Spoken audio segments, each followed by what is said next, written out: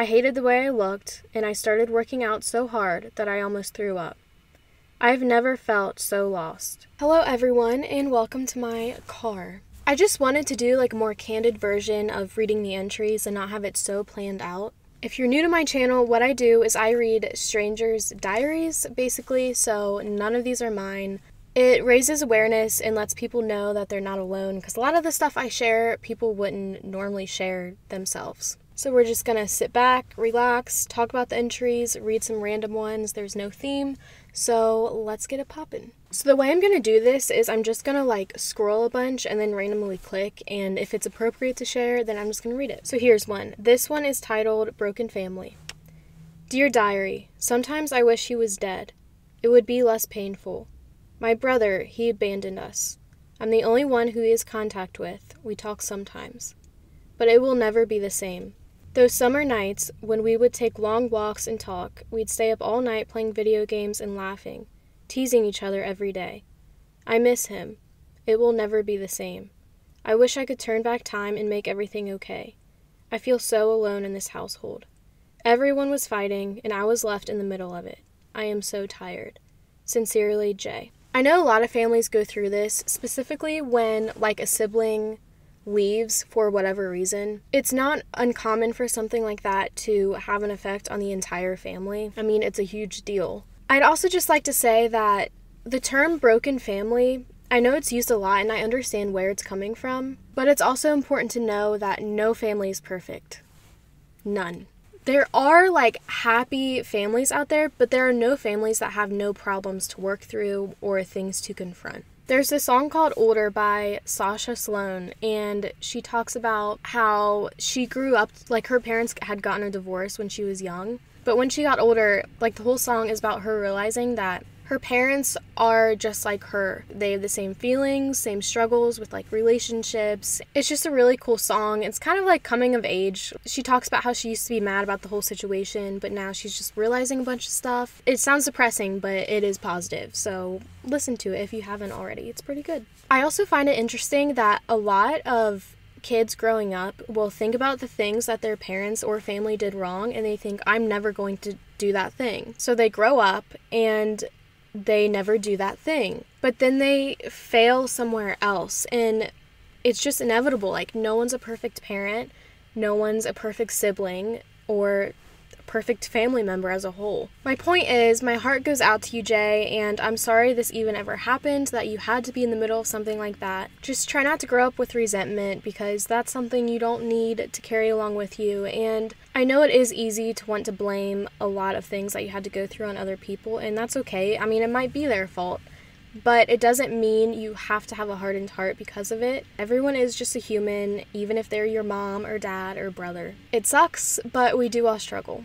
Next one. Okay, so this one is titled My Struggle. Dear Diary, I've been struggling with my hair pulling habit.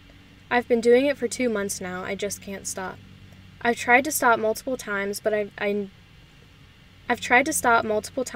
never succeeded. I'm not even sure why I do this. Some days I pull 50 hairs. I don't have anyone to talk to. I told my mom a month ago, but she probably thinks that I've stopped. I haven't told my friends because it's embarrassing and they wouldn't understand. I don't know what to do. I cry almost every night because I can't stop. Sincerely, I keep seeing more and more people talk about this. I have a lot of entries about this. The common theme is that they all think that they are alone in this. So many people go through some form of it.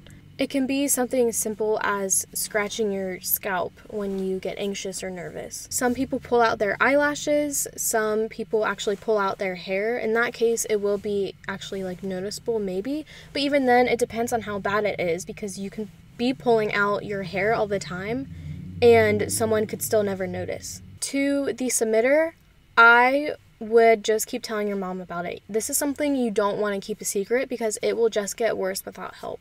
This one is titled, I Did It. Dear Diary, I was struggling with depression and I wanted to die. I felt like I was worthless and nobody loved me.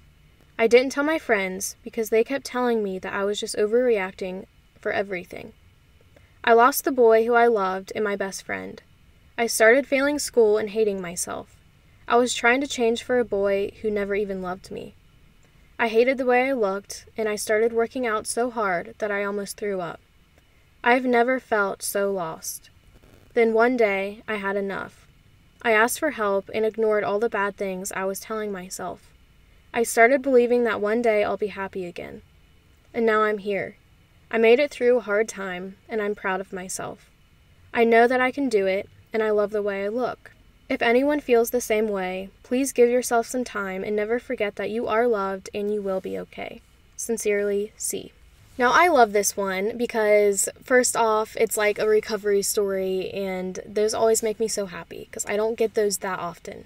I feel like a lot of people dealing with this kind of stuff, and this is only some people, it's not everybody, but a lot of like middle schoolers, high schoolers around that age, they start, feeling anxious, depressed, they start hating themselves, they start getting into really bad habits to change the way they look or even the way they act, the things that they do, and it's just like a self-hatred cycle over and over every single day. And then they get into this mindset of, I am broken and something is wrong with me and I need help. A lot of people will say that, and then they'll start telling themselves that they aren't sick enough yet to actually ask for help. I think half of these cases are about eating disorders. That's just a guess, but I feel like a lot of people who struggle with eating disorders feel like they have to look a certain way to actually have an eating disorder. The thing you need to start telling yourself when you have these thoughts is it's a lie. And that's what this person did. They realized something was wrong and they didn't want to feel like that anymore. And I'm not sure if they asked someone for actual help or if they told anybody, but they stopped where they were, realized that they had a problem, and didn't take it further to prove something or to make it seem more legitimate for other people. If other people aren't recognizing your problem, that is on them. That is not on you. You do not need to make yourself believe that you have to be worse. Also, I think a lot of middle schoolers and high schoolers don't realize that they can just ask for help. I think a lot of them believe that someone needs to approach them, and this isn't wrong to think this way. I mean, I completely get it. But I do want you guys to know that all of the adults, like the school administration, your parents, possibly, I'm just throwing all of the adults out there. They've lived through middle school and high school. They've had problems too. Everyone, no one gets by without having some sort of issue. Nobody. No one. They're not stupid. They know these problems exist. Like, I know it feels like when you're feeling this stuff, it's like the first time anyone has ever felt it. But people have been feeling this from the beginning of time. And I just want you guys to know you can go up to someone and ask for help and say that you're struggling. 95% of the time, they will get it. And if they don't, and they don't try to help you, well, then they're just a crappy person. I'm sorry.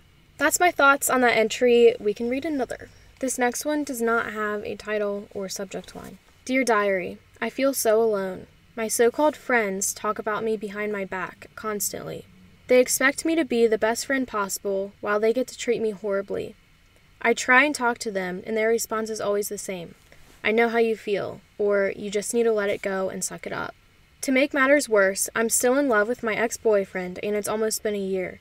When I tell him how I feel, his answer is mostly, don't care, or move on already. I lay in bed at night wondering to myself why I'm not good enough and why I'm always cheated on and played. My mother is also moving me again. I've moved over 10 times in the past 3 years, and it's really hard for me. She never believes me and constantly is in a new relationship. She expects me to do everything, and I just can't. I wish I lived with my father, or that I could end it all. I feel alone in this world. Sincerely, Jay.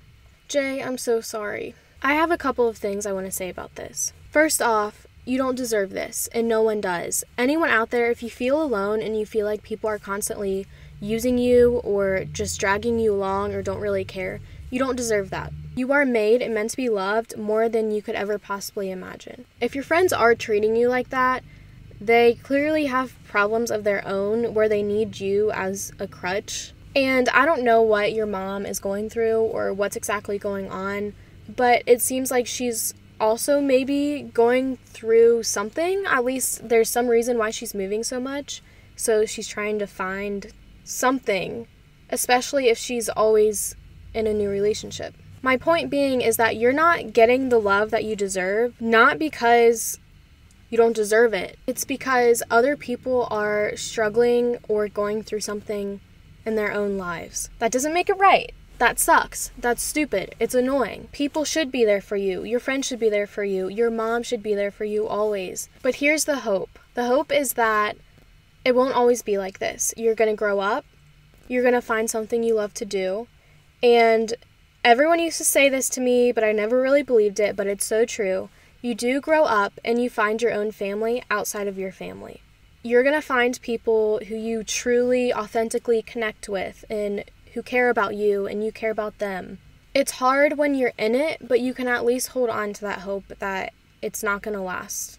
It can't last. And everyone deserves to be loved. Ugh! I wish so badly that my followers, viewers, whatever, could all come together in one area and literally just look at each other, like in physical form, and see that there are people out there that care and will support you and love you, and they're strangers. I don't know about you guys, but that alone is hope for a lot of different things. This next one is titled Weight, as in body weight. Dear Diary, this might not be as important as depression or suicide, so I'm sorry. But recently I've gained so much weight. I've used to be 125 pounds, and I've gained 15 pounds in a month. This is very rare for me, because usually I'm very active and constantly healthy. I'm scared because every time I look at food, I feel like I have to eat it. I can't make myself stop, and I hate it. In the moment, it seems so innocent. But afterwards, I just wish I could go back in time and not have eaten it. I've thought about a binge eating disorder, but I don't know how to help myself overcome it. And my parents don't have the money to send me anywhere to get help. Thank you for reading this. Just writing it makes me feel a little bit better. Sincerely, M. I've never been through this, so there's only so much I can say, but I do have a couple things to say. Number one, even if your parents don't have the money to send you somewhere else, still tell them if you haven't. Reason being that this could easily spiral into something worse, and I think it's important to not downplay it, so don't come to your parents and say things like, it might not be a big deal, but, or this might sound stupid. No, it's not stupid. It is a big deal. It's something you're struggling with, so don't use those words. A lot of people tend to use them when they ask for help, and you don't have to use them. You need help. You can clearly say it. You don't have to downplay your issues. You deserve to get the help that you need. 2, you are not alone. I get so many entries just like this one. And it's not people who have been diagnosed with any eating disorder. It's people just like you struggling to figure out why you're doing this and how to actually overcome it. I'm also very happy that you just felt better about writing it out. That always means a lot to me because I know I can't get to every single entry. This next one doesn't have a title either, but it is about dyslexia. Dear Diary, no one understands the everyday struggle of having dyslexia. I ask my friends how to spell something, and they laugh at me and say, you are in 8th grade, you should know how to spell that. I tell them I have dyslexia, and they say that I don't, and I am just faking it for attention. But why would I fake not being able to spell or embarrassing myself when I have to read aloud? I wish I was faking it, but I'm not. Sincerely, Jay. I posted an entry on TikTok about dyslexia, and the response was actually huge. I knew a lot of people had it, but I didn't know, and this is stupid of me, but I didn't know how hard it was to live with it. I just thought, oh, you have to take, like certain classes, or like you struggle to read, or like you get some words mixed up. I didn't know it was like something people got bullied for on the daily. I don't know if I just didn't see it in my school a lot or what, but now I know. I can't imagine having dyslexia in school, obviously. Oh gosh. I really hope the people that do have this and struggle with this don't take it as their whole identity. Don't listen to the bullies. I can almost guarantee that you will get farther in life than they will, based on experience of graduating and seeing where the so-called bullies are now. Without even knowing you, I can say that you have so many other gifts and talents within you, and you have a lot to offer to the world. I hope this can uplift you in a little bit of ways. This whole being in school thing doesn't last. You will graduate and you will get out of it, and you will do something where you won't have to spell words or read out loud. That's all I'm going to read for this video. Before you go, I just want you guys to know You should follow me on Instagram and TikTok because I share entries on all platforms. I also want you to know that I am working on a podcast, so get excited for that. And if you do have any video suggestions, just leave them down in the comments. Bye.